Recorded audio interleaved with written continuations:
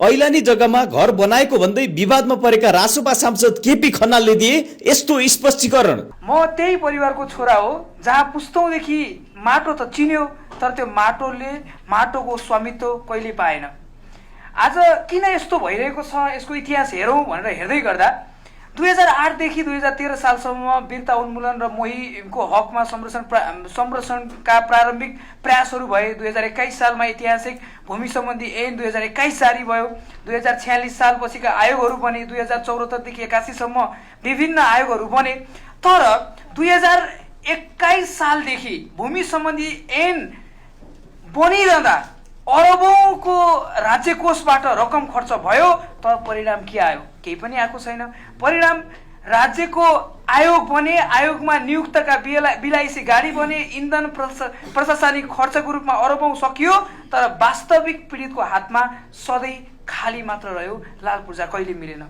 अब 60-70 वर्षदेखि ऐलानी जग्गामा बसेका ती पुस्ताहरू जो लाल पूर्जा नपाई यो संसार छाड्नु भयो। अब राजनीतिक अस्थिरताले गर्दा आयोगलाई कार्यकर्ताको भर्ती केन्द्र बनाउने, प्रविधि भन्दा पहुँचको आधारमा कायम हुने मुख्य जो बाधक छ नि, यसको अन्त्य अबको रासोपा र बालेन सरकारले गर्नेछ भन्ने मैले विश्वास लिएको छु। अबको भूमि आयोग जो बन्दै अब नयाँ ऐन बन्दैछ, यसमा चाहिँ पार्टीको झण्डा बोक्नेको अखडा हुनु हुँदैन।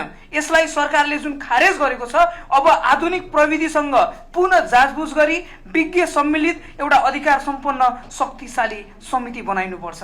यसपछि पुस्तौंदेखि वन जङ्गल अथवा विभिन्न सरकारी जग्गाहरू ननासिकन अव्यवस्थित तरिकाले बसोबास गरेका जुन देशका लाखौं जनताहरू छन्, उनीहरूलाई चाँडो लाल पूर्जा वितरण गर्ने प्रक्रिया सुरु गर्नुपर्छ, जसबाट हामीले अरबौंको राजस्व सङ्कलन गर्न सक्छौँ। यो लाल पूर्जा वितरण गर्नु मात्र ठुलो कुरो होइन। लाल पूर्जा वितरण गरिसकेपछि राज्यलाई पाइने अरबौंको जुन राजस्व छ, यसबारेमा पनि हामीले बुझ्न जरुरी छ। यसपछि जो अतिक्रमित वा जोखिमपूर्ण स्थानमा बसेका अहिले पछिल्लो समयमा जुन कुराहरू आइरहेको छ, अतिक्रमित र जोखिमपूर्ण स्थानमा बसेका वास्तविक भूमिहीनहरू जो हुनुहुन्छ, उहाँहरूलाई केवल हटाइएको होइन, म तपाईहरुलाई स्पष्ट पार्न चाहन्छु, उहाँहरूलाई त राज्यले अभिभावकत्व ग्रहण गरी सुरक्षित स्थानमा स्थानान्तरण र अधिकार सुनिश्चित गर्ने प्रयास गरेको मलाई लाग्दछ।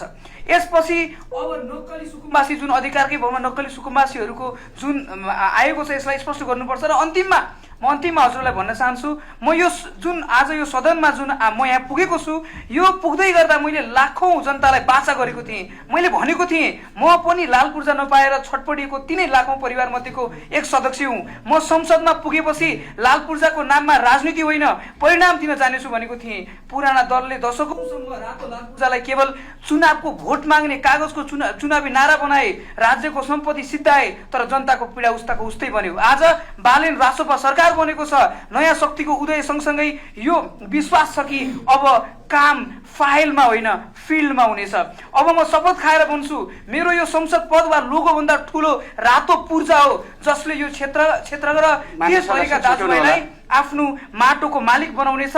र म यहाँ राज्यको ढुकुटी सिद्धाउन आएको होइन, वर्षौंदेखि लुटिएका जनताको अस्तित्व र आत्मसम्मान फिर्ता गर्न आएको छु। र अन्तिमसम्म म यो भिडमा, जहाँ म हिजोसम्म म त्यही भिडमा थिएँ जहाँ पूर्जाको आकाशमा पूर्जाको लागि आकाशमा टोलाउँथे, आज म त्यो ठाउँमा पुगेको छु जहाँ पूर्जा लेखिँदैछ। मैले जितेर आएको दिन कैलाली क्षेत्र नम्बर 2 को आँखामा जुन आशाको चमक देखेको थिएँ, जुन चमक हरेक नेपालीको अनुहारमा नल्याएसम्म मेरो यात्रा रोकिने छैन।